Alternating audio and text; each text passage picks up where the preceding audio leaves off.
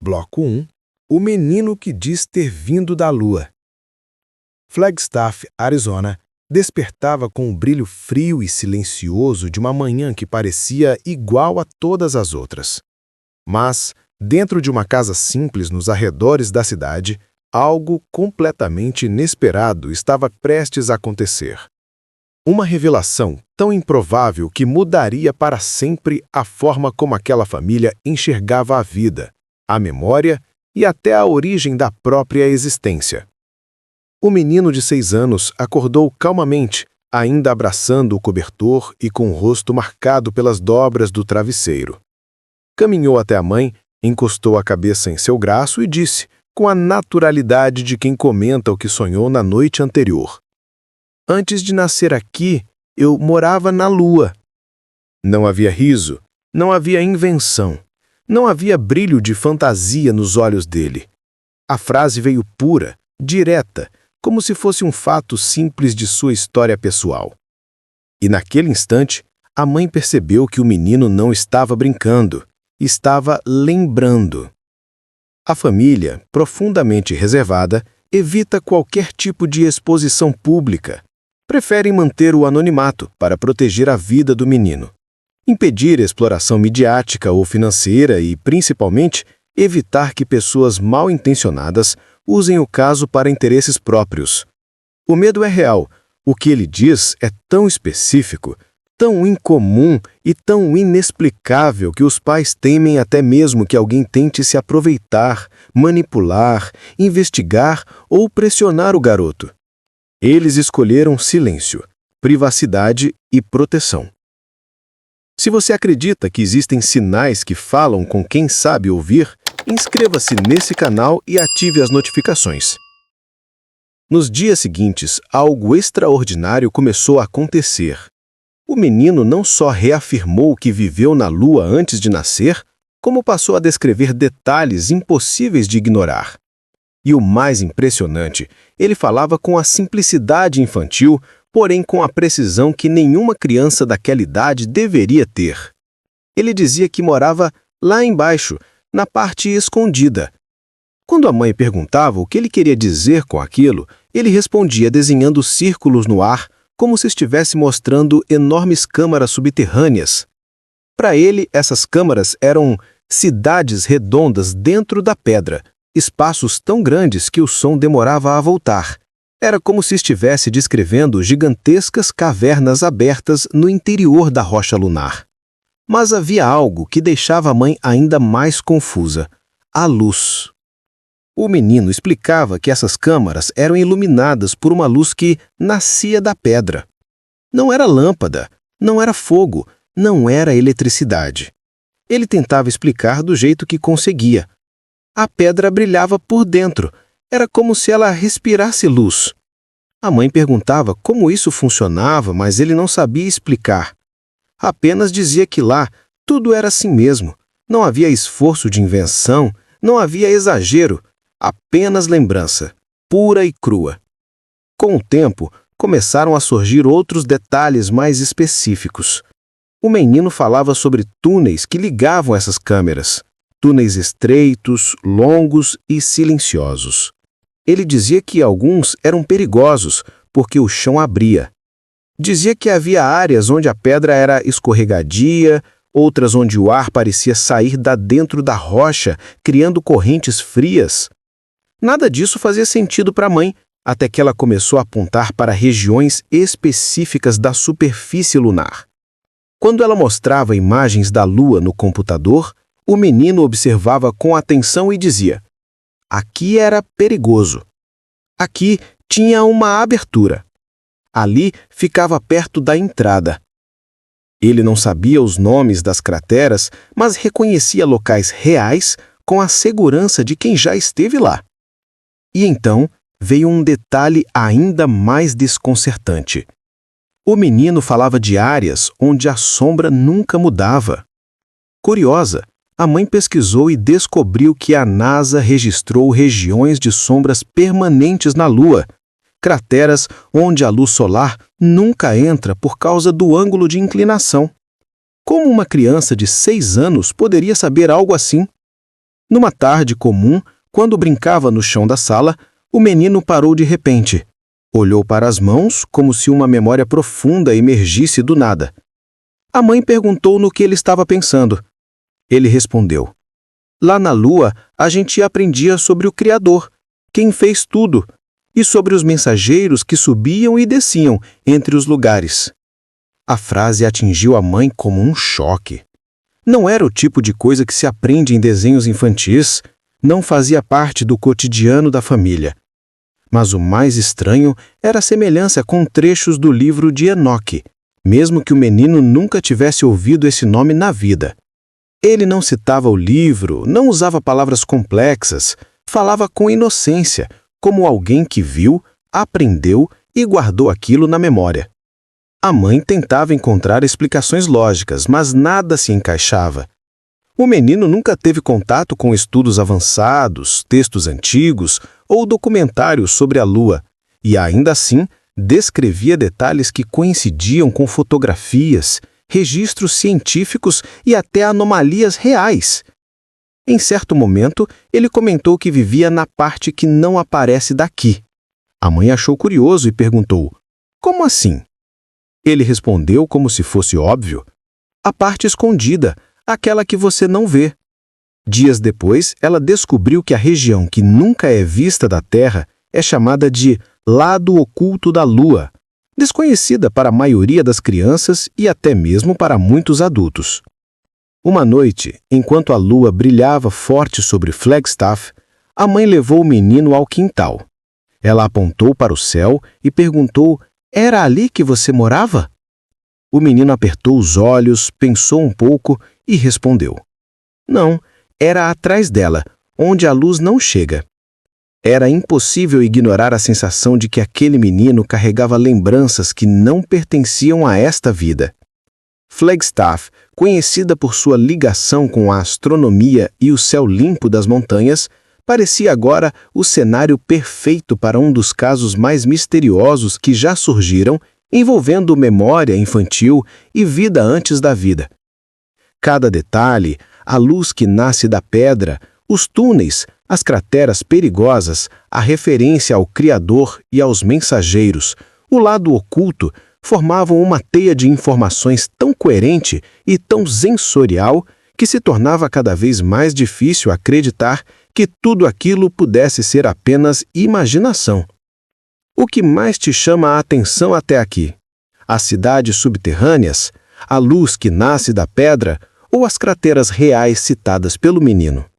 Deixe seu comentário e compartilhe este vídeo. Prepare-se, o próximo bloco aprofunda o mistério de um jeito que você ainda não viu. Bloco 2. As memórias impossíveis ganham forma. Aquela frase, eu morava na parte escondida, onde a luz não chega, ficou presa na mente da mãe por dias. Não era apenas mais um comentário infantil, era uma afirmação estruturada, conectada a tudo que o menino vinha descrevendo desde a primeira manhã. Se fosse imaginação, teria se contradito em algum momento. Mas não. Quanto mais ele falava, mais coerência surgia. E quanto mais coerência, mais impossível tudo parecia. A mãe, mesmo tentando manter a calma, sabia que estava diante de algo que fugia completamente da lógica cotidiana. E quanto mais tentava ignorar, mais o menino parecia trazer novas lembranças, como se uma porta em sua mente tivesse sido aberta. Uma porta que ele nunca percebeu existir, até aquele momento. Os dias começaram a seguir outro ritmo. Pequenos momentos do cotidiano se transformavam em gatilhos para novas descrições. E cada descrição acrescentava um nível mais profundo ao mistério que envolvia aquela criança. Uma tarde, ao brincar com pedras no quintal, o menino pegou uma delas, colocou próxima ao rosto e observou atentamente. Depois disse: essa pedra é morta. A mãe perguntou o que ele queria dizer com aquilo. A pedra da lua não é morta assim. Ela brilha por dentro. Parece que ela pensa, ou que sente quando a gente toca. A mãe tentou sorrir, mas por dentro se sentia tomada por uma inquietação crescente. Aquilo não parecia imaginação. Parecia descrição sensorial, uma memória física, emocional, quase tátil. Como alguém que recorda o cheiro da casa de infância ou a sensação da areia na praia. Ele falava da lua com intimidade de quem viveu lá. Então, um novo detalhe surgiu, um detalhe que mudaria completamente o nível da investigação. Enquanto desenhava no chão com um graveto, o menino fez um círculo grande, depois vários pequenos ao redor. A mãe perguntou o que aquilo significava. Era mais ou menos assim. A câmera grande ficava no meio. A gente descia por uma descida redonda e chegava nessa parte. A mãe, tentando não parecer assustada, perguntou: "E vocês faziam o que aí?" O menino respondeu com um gesto simples, quase automático. "A gente ouvia a pedra." Ouvia a pedra? Sim, a pedra falava quando o chão ia abrir. Ela fazia um som que vinha de dentro. A mãe ficou em silêncio. Dias depois, quando começou a pesquisar registros antigos e documentos de missões lunares, encontrou algo perturbador. Alguns relatórios mencionavam vibrações incomuns no subsolo lunar, sons metálicos, eco profundo, reverberações internas ainda sem explicação. Cientistas chamavam o fenômeno de moonquakes, abalos sísmicos lunares, que soavam, segundo alguns astronautas da Apollo, como se a Lua fosse oca por dentro. O menino de 6 anos estava descrevendo exatamente isso, sem nunca ter ouvido falar do assunto. Cada nova descoberta deixava a mãe mais insegura. Não sabia se deveria sentir medo, curiosidade ou compaixão. O menino não parecia perturbado. Pelo contrário, falava sempre com serenidade, como se estivesse simplesmente compartilhando lembranças de um lugar que amou e que agora estava distante demais para revisitar. Mas a história ficaria mais estranha ainda. Numa noite fria, a mãe encontrou o menino no quintal, olhando fixamente para o céu. A lua crescia no horizonte com um brilho forte e branco. Ele parecia triste. A mãe perguntou: "O que houve?" Ele não tirou os olhos do céu. "É que eu lembro de algumas coisas que não eram felizes lá dentro." Essa foi a primeira vez que ele mencionou algum tipo de emoção ligada às memórias lunares.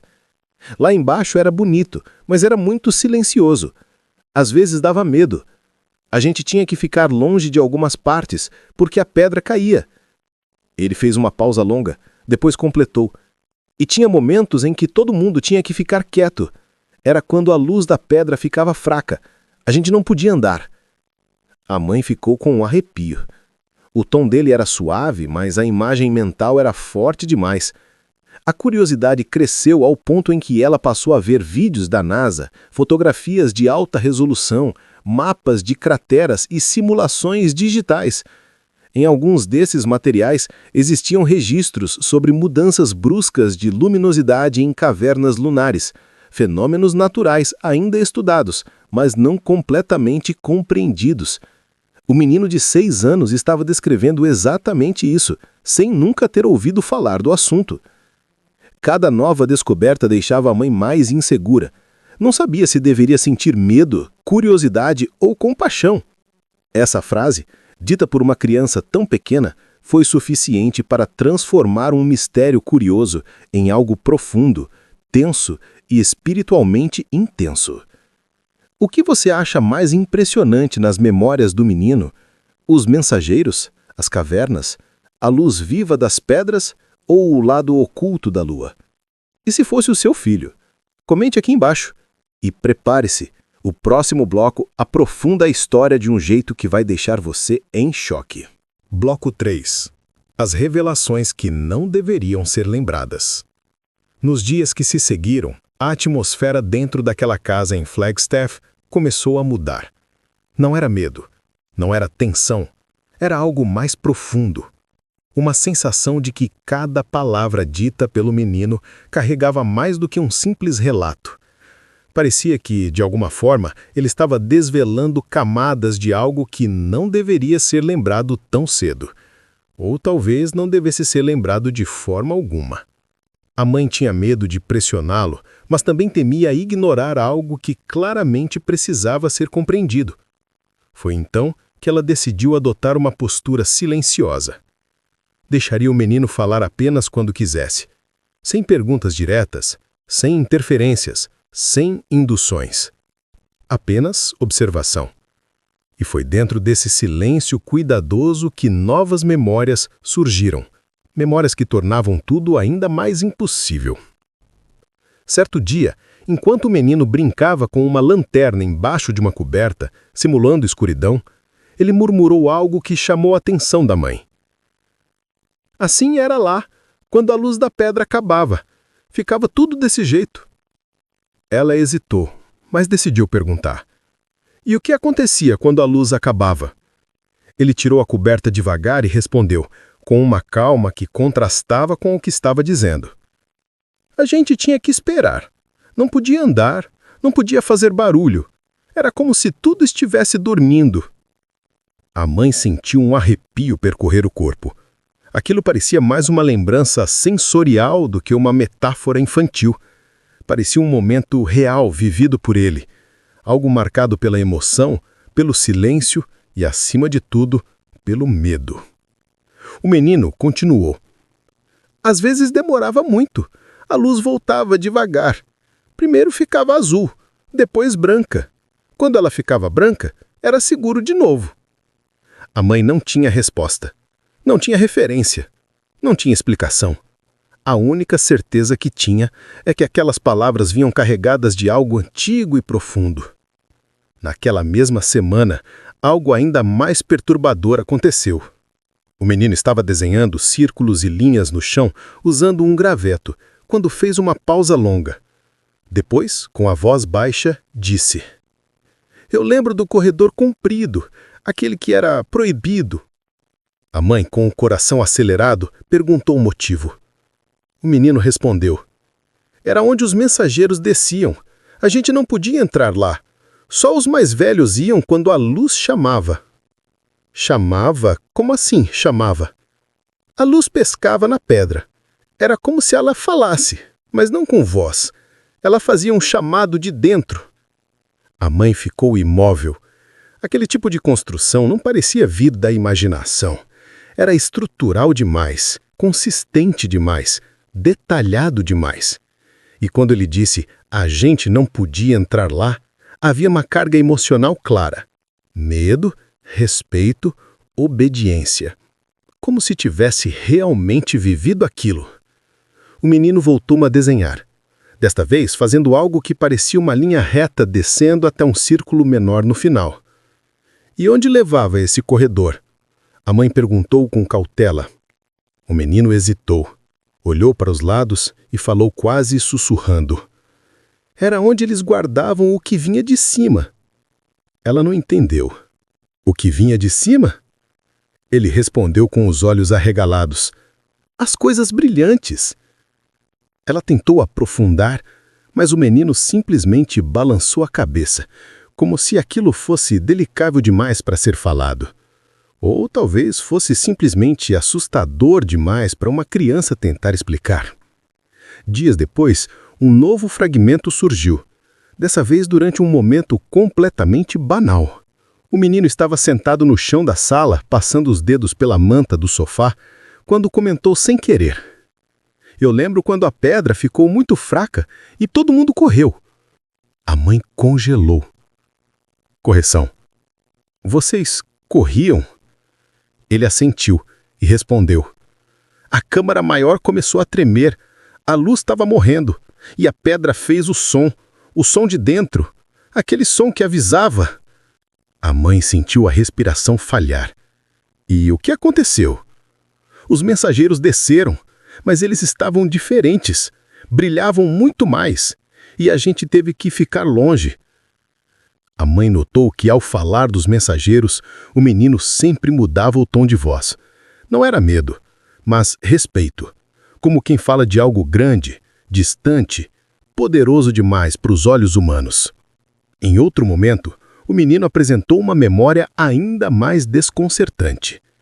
Ele estava quieto, desenhando círculos repetidos em uma folha de papel, quando a mãe percebeu que, diferente das outras vezes, aquele desenho tinha uma intenção clara. O que é isso? É o mapa das câmaras. Isso existia lá? Ele balançou a cabeça afirmativamente. E para que servia esse mapa? O menino respondeu: para não se perder. Tem partes que mexem, partes que mudam, e se a gente fosse sozinho, podia não voltar. Aquilo não fazia o menor sentido racional, mas fazia sentido emocional. O modo como ele dizia mexem tinha peso, tinha memória, tinha lembrança tátil, como se estivesse descrevendo um lugar com arquitetura viva, mutável, imprevisível. A mãe observou o desenho e percebeu algo perturbador. A estrutura lembrava muito representações de antigos sistemas cavernosos, com câmaras amplas ligadas por túneis estreitos. Mas também lembrava mapas ilustrados por geólogos quando tentam representar cavernas em camadas sobrepostas. O menino não tinha idade para isso. Não tinha acesso. Não tinha referências. Ele simplesmente lembrava. Então, foi que uma revelação inesperada aconteceu. Em uma noite silenciosa, o menino acordou assustado.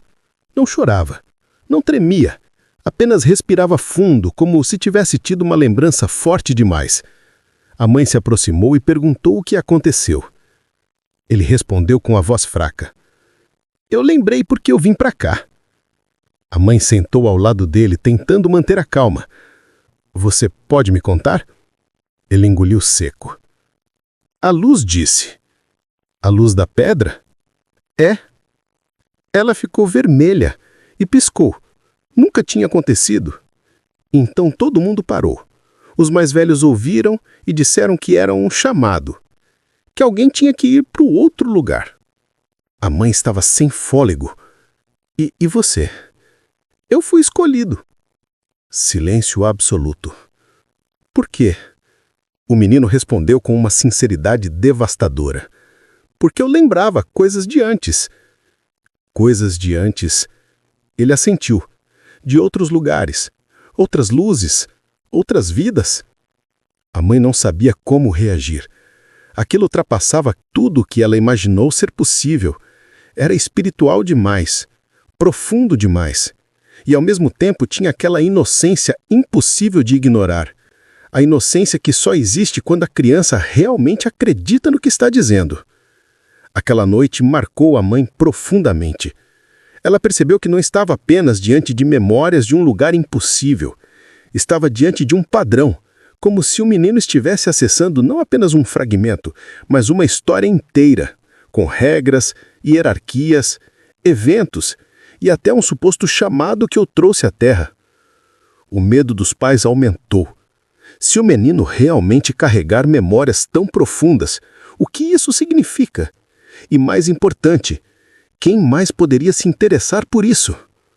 Por isso, a decisão de manter tudo em segredo ficou ainda mais forte. Nenhum vizinho sabia. Ninguém da escola suspeitava. A família evitava comentários, evitava visitas, evitava tudo que pudesse chamar atenção. O silêncio se tornou proteção. Mas uma pergunta pairava no ar. Uma que nenhum deles ousava dizer em voz alta. E se as memórias do menino forem reais? Se você está gostando dessa história, se inscreva no canal e ative as notificações para ficar por dentro de histórias incríveis como essa. O que você acha mais impressionante neste bloco? Os mensageiros? O mapa das câmaras? O corredor proibido? Ou a revelação do chamado? Deixe sua opinião nos comentários. E prepare-se, o próximo bloco aprofunda os mistérios na Lua de uma forma que você ainda não viu. Bloco 4. O passado que tenta se revelar. Havia uma estranha calmaria nos dias que seguiram as revelações do menino.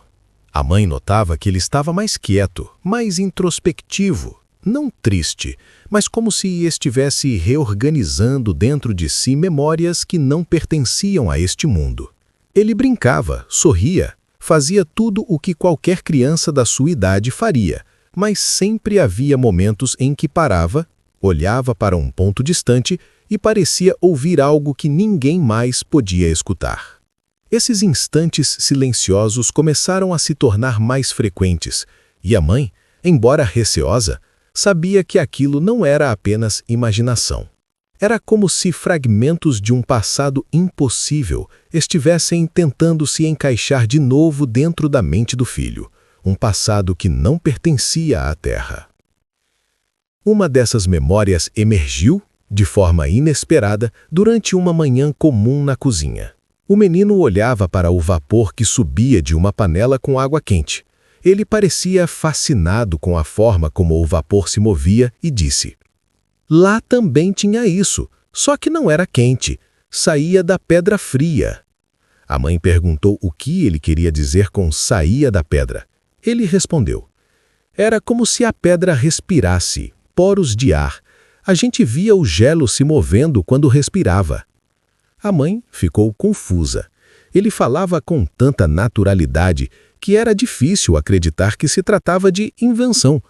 Depois, quando pesquisou por conta própria, encontrou registros científicos sobre vapor de água escapando da superfície lunar em regiões específicas, formando jatos gelados e gases expelidos do interior da rocha, fenômenos raros e estudados apenas em missões avançadas. Como o menino poderia saber disso?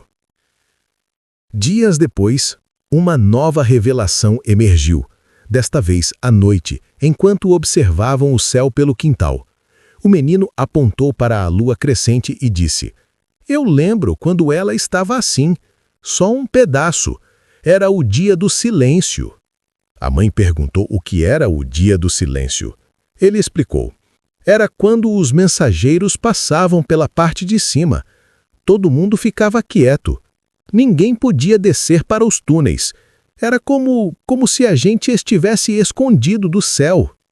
A mãe sentiu um arrepio. Essa ideia de que eles se escondiam do céu era simbólica demais para uma criança. Havia um peso espiritual ali, um tipo de reverência misturada com medo que apenas culturas antigas ou experiências profundas poderiam produzir. Ela perguntou: "Vocês se escondiam por quê?" Ele respondeu sem hesitar: "Porque quando a lua estava só um pedaço, a luz deles ficava muito forte mesmo. Dava para ver as paredes tremendo." A mãe não sabia o que pensar. Aquilo não se encaixava em nenhuma referência infantil. Parecia mais uma lembrança sensorial e espiritual, como se ele estivesse descrevendo um lugar que era ao mesmo tempo concreto e sagrado, material e simbólico. Outra memória inquietante surgiu durante uma tarde de chuva leve, algo incomum para Flagstaff. O menino observava as gotas escorrendo pela janela e, de repente, murmurou: "Lá não tinha isso, não tinha chuva." A mãe concordou, achando que seria um comentário simples. Mas então o menino continuou: "Quando a pedra ficava quente, caía pó brilhante. Parecia chuva, mas machucava se caísse na pele." A mãe perguntou se isso acontecia com frequência. Ele balançou a cabeça: "Não muito. Só quando a luz grande passava em cima e a pedra começava a vibrar." Curiosa, a mãe fez sua própria pesquisa e descobriu relatos estudados pela NASA sobre chuvas de micropartículas eletrostáticas, algo pouco compreendido, associado à iluminação solar e à eletricidade estática levantando poeira do solo lunar.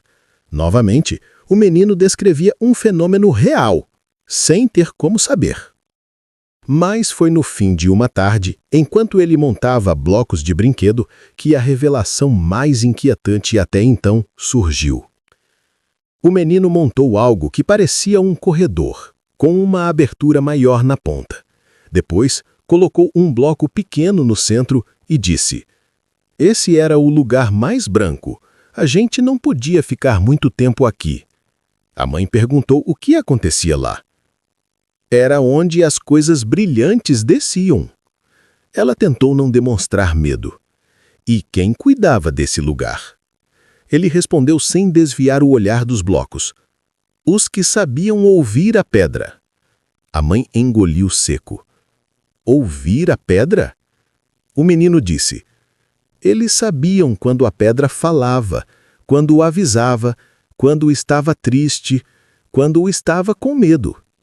Essa frase, quando a pedra estava com medo, deixou a mãe em um estado de choque silencioso. Era poética demais, simbólica demais, profunda demais. E ainda assim, havia algo genuíno ali, algo que fazia sentido dentro da lógica interna das memórias do menino. E então, veio a noite que mudou tudo. O menino acordou assustado, mas não chorou. Ele simplesmente sentou na cama e ficou olhando para o escuro. A mãe, que ouviu o movimento, entrou no quarto e perguntou o que estava acontecendo. Ele respondeu com a voz baixa, quase trêmula. Eu lembrei do dia que eu fui embora. Ela se aproximou devagar. Você pode me contar? Ele respirou fundo. A luz ficou vermelha, muito vermelha. Ela nunca ficava assim. Os mensageiros desceram no corredor proibido. Eles falavam sem boca, mas dava para ouvir aqui. Ele tocou o peito. Os mais velhos disseram que alguém tinha que ir antes que a luz caísse de vez, antes que tudo apagasse. A mãe estava sem ar. E quem foi? Ela balançou a cabeça lentamente. Eu. Ela tentou manter a calma. Por que você? O menino respondeu com uma inocência que partia o coração. Porque eu lembrava, porque eu já tinha ido e voltado outras vezes, e eles disseram que quem lembra consegue passar. A mãe segurou as lágrimas. Para onde? O menino apontou para o próprio corpo. Para cá. Silêncio. Aquele momento ecoou na mente da mãe por muito tempo. Não era apenas uma memória solta. Era um evento, um acontecimento, um rito de passagem, se assim pudesse ser chamado. Algo que, dentro da lógica misteriosa daquele lugar subterrâneo lunar, fazia sentido. Se fosse imaginação, seria extraordinário demais para uma criança construir. Se fosse memória, então o que ele era antes de nascer? Flagstaff continuava silenciosa, com suas montanhas ao fundo e o céu frio da madrugada. Mas dentro daquela casa, o mistério estava longe de terminar. Cada detalhe que o menino lembrava parecia carregar duas camadas, uma física e outra espiritual, como se ele estivesse descrevendo um lugar que era, ao mesmo tempo, concreto e sagrado, material e simbólico. A mãe percebia que o menino carregava uma espécie de cansaço suave sempre que tinha uma lembrança mais profunda. Não era físico, era como se recordar exigisse um esforço interno, emocional talvez, até energético. E no fundo, ela sabia, o próximo fragmento podia ser o mais forte de todos. O que você acha mais impressionante neste bloco? A chuva de pó brilhante? O corredor branco? O dia do silêncio? Ou o rito de passagem? Deixe o seu comentário, sua opinião é muito importante e ajuda essa história a atingir mais pessoas.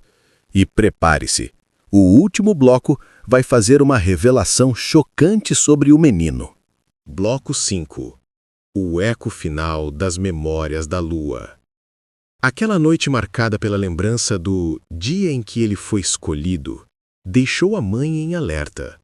Não porque ela duvidasse do filho, mas porque, pela primeira vez, percebeu que as memórias estavam avançando para algo maior, mais profundo, mais estrutural. Como se tudo o que ele havia contado até agora fosse apenas a superfície de algo que ainda precisava emergir. E então, como se obedecesse a um relógio invisível, o menino começou a lembrar não apenas de acontecimentos, mas de sensações. E essas sensações eram tão intensas que pareciam atravessar o tempo e tocar diretamente o presente. Na manhã seguinte àquela revelação, a mãe encontrou o menino sentado no chão da sala, com os olhos fixos em um ponto imaginário. Não estava triste, não estava assustado, apenas quieto. profundamente quieto. Ela se aproximou devagar e perguntou se estava tudo bem. Ele respondeu sem desviar o olhar. Eu lembro do último som. A mãe sentiu o estômago afundar. O último som de quê? Da pedra grande, quando ela falou comigo. Ele colocou a mão no peito, como sempre fazia quando dizia que ouvia algo. Era um som vindo de dentro, como se fosse um coração, mas não era igual ao nosso. Era muito mais forte, mais lento. A mãe engoliu em seco. E o que ela disse? O menino olhou para ela pela primeira vez e respondeu. Ela disse que eu precisava ir antes que ela dormisse. Aquela frase ecoou dentro da mãe como uma revelação sombria. Dormisse. O que isso significava naquele contexto lunar? Seria metáfora? Seria literal? Seja qual fosse o significado, o menino falava com a convicção de quem realmente vivenciou aquilo. Durante os dias seguintes, fragmentos dispersos se alinharam como peças de um quebra-cabeça antigo. O menino começou a se lembrar do instante exato em que deixou aquele mundo subterrâneo lunar para vir à Terra. Ele descreveu a câmara iluminada pela luz branca da pedra. Descreveu os mensageiros que brilhavam como se fossem feitos de luz líquida. Descreveu os mais velhos fazendo um gesto circular na frente do peito, algo que ele imitava sem esforço, como se fosse um movimento sagrado. E então disse com uma calma perturbadora. Eu fui levado até o ponto onde a pedra estava viva. Ela tremia, como se estivesse respirando mais rápido, e quando botei a mão nela, tudo ficou muito branco. A mãe segurou a mão dele. E depois? Ele respirou fundo como se estivesse sentindo novamente o impacto daquela luz. Depois, eu acordei aqui. Tudo se encaixava. O chamado, a luz vermelha, o corredor proibido, os mensageiros, a pedra que vibrava. Tudo parecia convergir para um único momento. A transição. Não era apenas uma lembrança, era uma travessia. Como se alguém, tivesse preparado o menino para uma nova vida, uma vida terrestre. Mas o que viria a seguir seria ainda mais impressionante. E, de certa forma, conclusivo. Em uma tarde silenciosa, enquanto organizava brinquedos no quarto, o menino parou e disse: Eu lembro de uma coisa que esqueci de contar. A mãe se aproximou, no mesmo tom calmo que usava desde o início.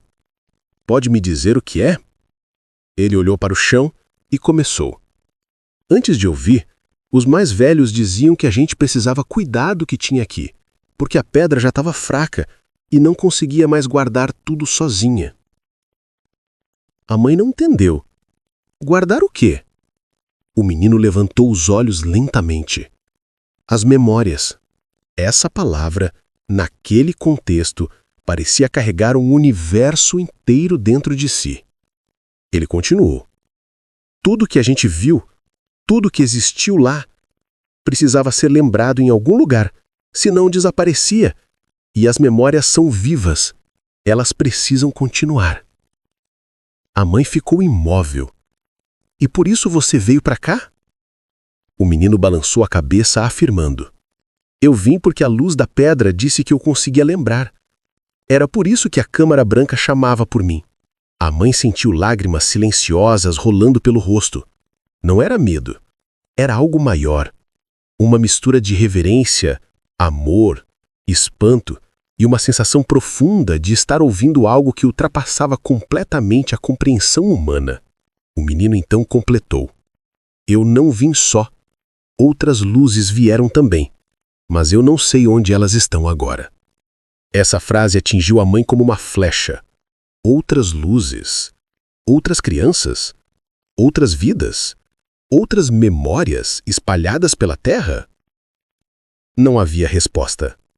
Naquela noite, enquanto o menino dormia, a mãe permaneceu sentada ao lado da cama por muito tempo.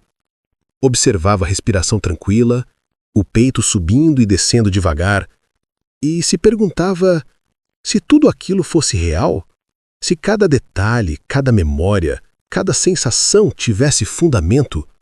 O que isso significava sobre a origem da consciência, sobre a vida antes da vida, sobre o próprio universo?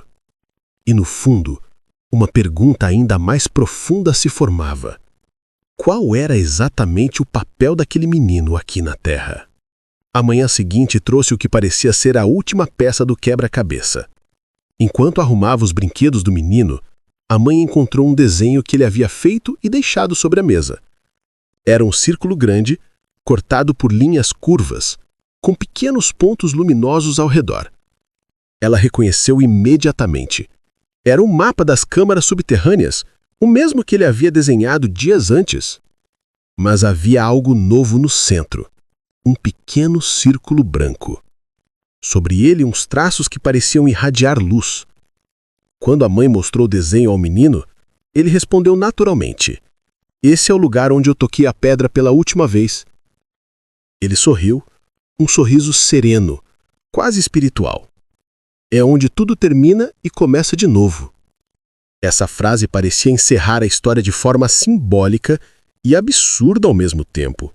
E, entretanto, fazia sentido dentro da lógica impossível da narrativa dele.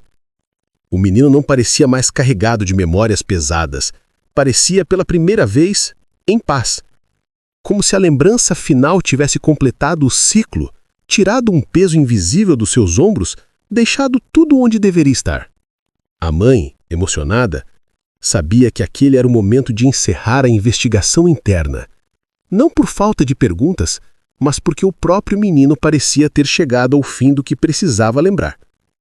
Ele havia contado tudo. E agora, o resto da história pertencia ao silêncio. As sombras da noite caíam sobre Flagstaff quando a mãe o colocou para dormir. Ele segurou sua mão e murmurou: "Eu ainda lembro, mas agora não dói mais." Era o fim. Ou, talvez, o começo de outra coisa. Mas, para a mãe, uma certeza permanecia. Seja qual fosse a origem daquelas memórias, elas eram reais demais para serem ignoradas e profundas demais para serem apenas imaginação. Elas tinham peso, elas tinham alma, elas tinham história. E, mesmo que nunca fossem compreendidas completamente, havia algo nelas que parecia um chamado, um pedido antigo para que alguém, em algum lugar, prestasse atenção. Talvez esse seja justamente o motivo por que essa história chegou até você. O que você acha desse caso? As memórias desse menino são ecos de outra vida? Fragmentos de outro mundo? Ou algo que a ciência ainda não consegue explicar? Comente aqui embaixo, compartilhe este vídeo e diga o que você pensa. E se histórias como esta tocam você, não esqueça de se inscrever no canal e ativar as notificações. Prepare-se, ainda temos muitos mistérios profundos para explorar juntos.